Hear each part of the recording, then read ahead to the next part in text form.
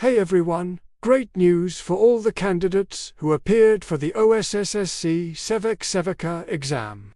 If you took the test on November 14th or 15th, 2025, get ready, because the results are coming soon. The Odisha Subordinate Staff Selection Commission is expected to announce the results sometime in December 2025.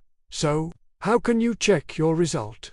It's super simple. Once they're released, you just need to head over to the official website, which is OSSSC.gov.in. On the home page, look for the link that says OSSSC Sevak Sevika Result 2025. Click on it, enter your roll number and date of birth, and your qualifying status will pop up on the screen.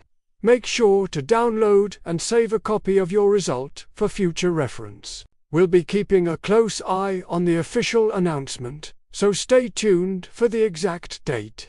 Good luck to everyone who took the exam. Thanks for watching.